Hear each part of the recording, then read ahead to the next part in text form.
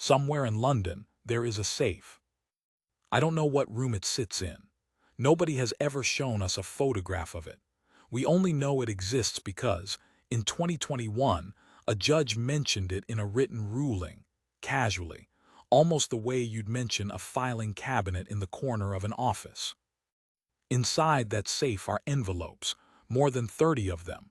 Each one holds the sealed will of a dead member of the British royal family, CNN. And not one person alive today is permitted to open them. The judge who told us this wasn't leaking anything. He wasn't gossiping. He was the man who keeps the key. His name is Sir Andrew MacFarlane. He is the president of the Family Division of the High Court, which also makes him the head of probate in England and Wales. He said the very first royal will placed in that safe belonged to Prince Francis of Teck, a younger brother of Queen Mary, who was the wife of King George V. The most recent envelopes went in during 2002, after the deaths of the Queen Mother and Princess Margaret. For nearly 20 years after that, no new envelope was added. Then in 2021, one was. On the 9th of April that year, Prince Philip, the Duke of Edinburgh, died at Windsor Castle. He was 99 years old, just weeks short of his 100th birthday. France 24. You probably remember the funeral. Most people do. It was held at St. George's Chapel at Windsor, and because of the coronavirus restrictions, only 30 mourners were allowed inside.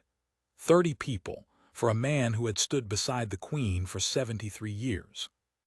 That's the image the world kept, the small chapel, the distance between the chairs. But that isn't where this story happens.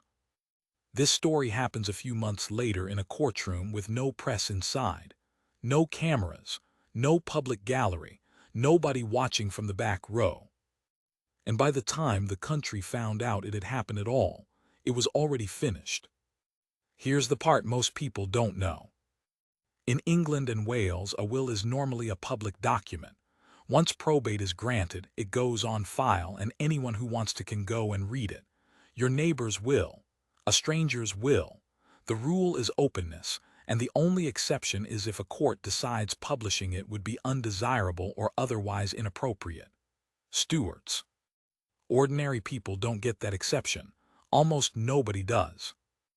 But there is a quiet tradition running through British legal history, and it goes back further than most of us imagine. In 1822, the court ruled that King George III's will did not need a grant of probate at all, meaning it never became public in the usual way. Then in 1910, the court went further and sealed the will of Prince Francis of Teck, keeping its contents away from the public entirely. Stewards.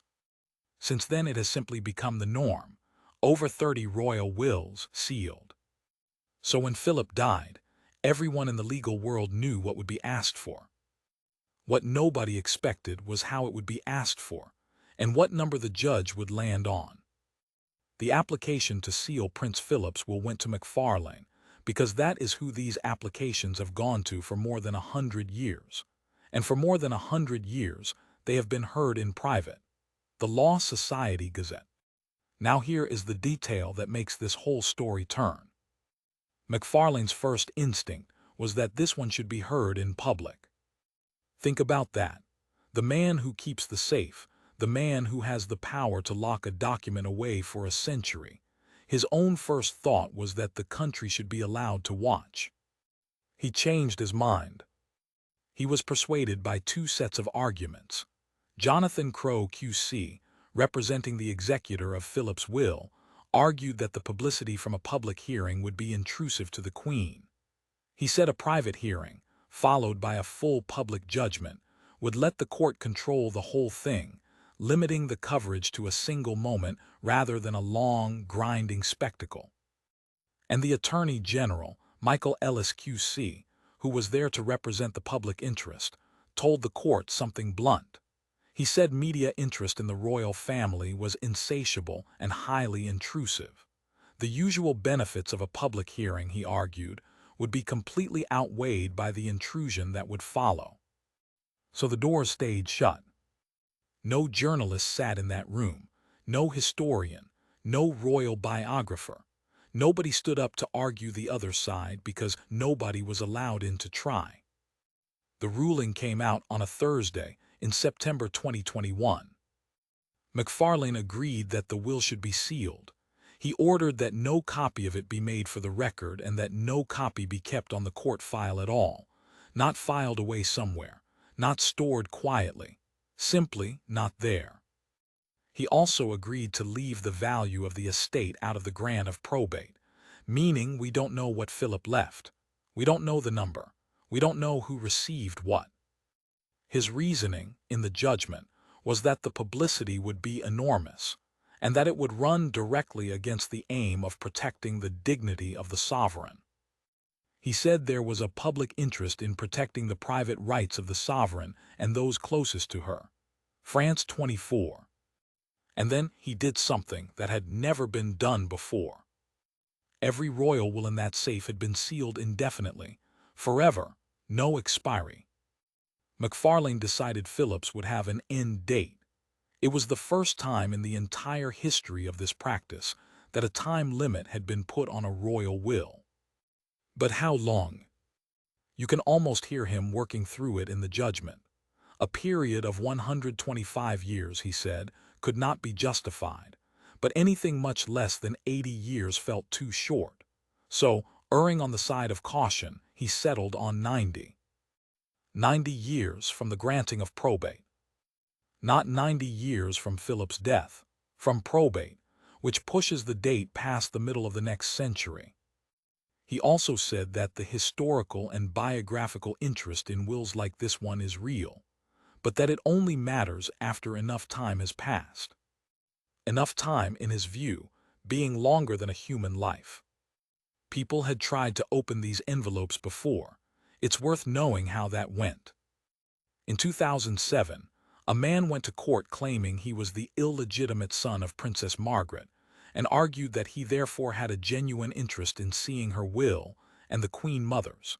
He lost, but the court used the moment to draw a line between the general public's curiosity about a will and an individual with a real private stake in it. Then in 2017, the librarian and assistant keeper of the Queen's archives applied to see King Edward VII's will, not for scandal, but to work out who owned certain literary works the king had created. The judge said yes. A copyright question opened a royal will. A man claiming to be a princess's son did not. That is the strange, narrow gate this system leaves standing. The judgment was published, and the moment the country read it, one thing became obvious to a lot of people. The hearing about whether to hold the hearing in private had itself been held in private. Read that again slowly. It sounds like a joke, it isn't. The Guardian newspaper was given permission to appeal, and the appeal wasn't about Philip's money at all. It wasn't about who inherited what. The paper wasn't trying to prise open the envelope. Transparency project. Their argument was narrower and, honestly, harder to dismiss. They said the court had been wrong in law to shut the media out, wrong to deny the press even the chance to make an argument, or simply to sit in the room and watch. Transparency project. And they pointed to something else. When the case was decided, there was nobody present to speak for the other side. No historian, no biographer, no one whose interests might have run against sealing the will. Transparency project. The appeal was heard in July 2022. Judgment was reserved, and when it came, the Guardian lost.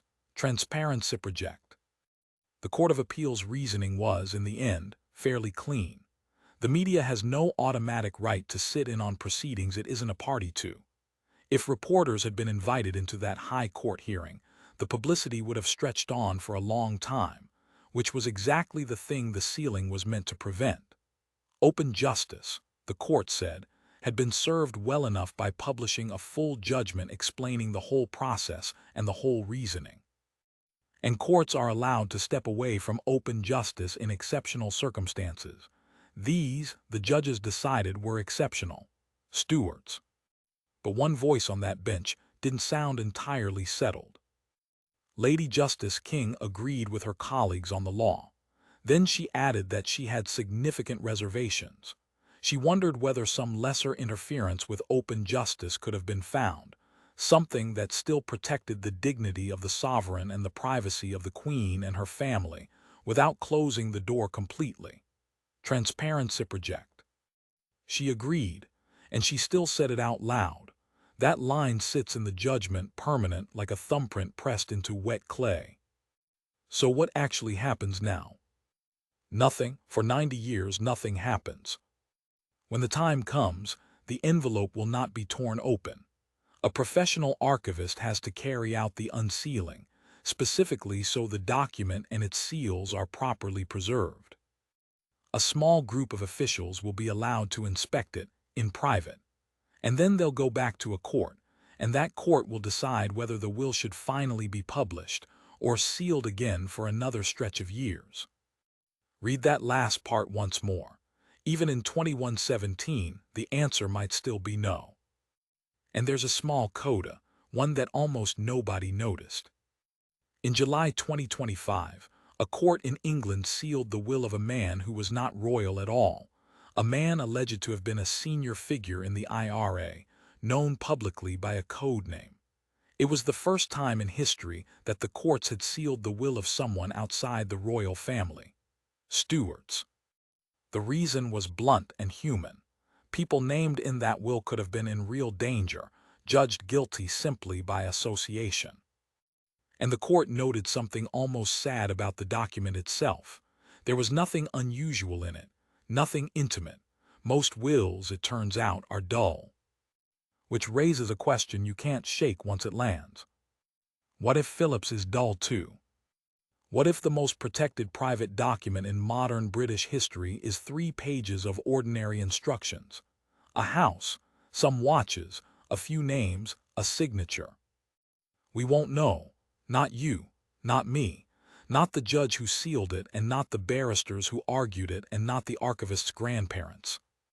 Somewhere in London, there's a safe. And inside it, an envelope with an old sailor's handwriting on it, waiting. 90 years is a long time to keep a secret, long enough that everyone who fought over it will be gone, long enough that the argument itself will be a footnote, and the Queen a chapter, and Philip a name on a stone at Windsor.